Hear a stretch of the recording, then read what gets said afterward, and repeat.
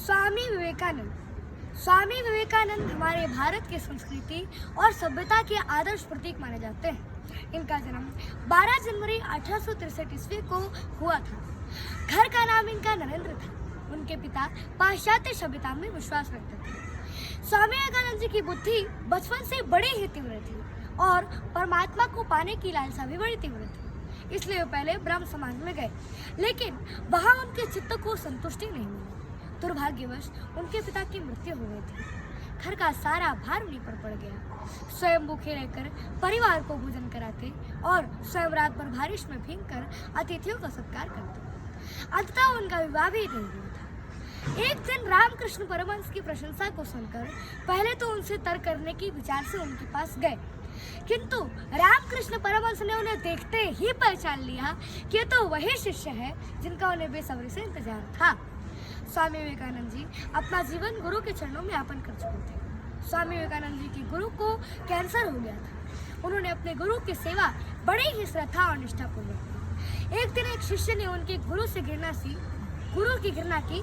तभी स्वामी विवेकानंद जी को बहुत क्रोध आया और उन्होंने गुरु की थूकदानी से थूक कफ को प्रेम दिखाते हुए सब पी गए। गुरु के प्रति ऐसी अनन्य भक्ति की कि स्वयं के अस्तित्व को गुरुदेव के चरणों में विलीन कर दिया।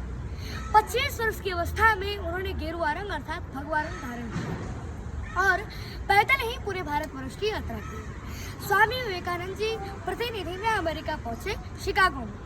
1893 ईस्वी में विश्व हिंदू परिषद हो रही थी। उस समय यूरोप और अमेरिका हम भारतवासियों को हीन दृष्टि से देखते थे और वे चाहते थे कि स्वामी विवेकानंद जी को कुछ बोलने का अवसर ही न मिले।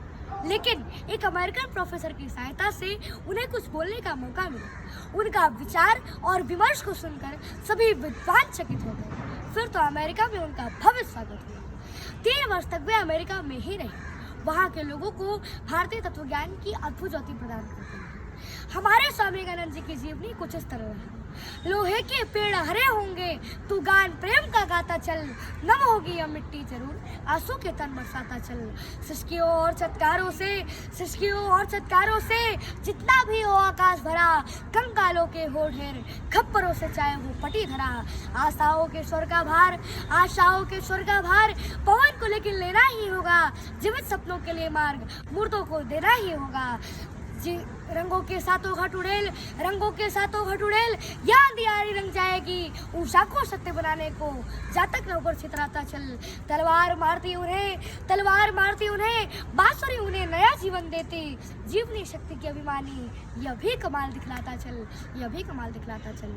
और 4 जुलाई 1902 को उनका पार्थिव शरीर पंच तत्व में विलीन हो गया और उनका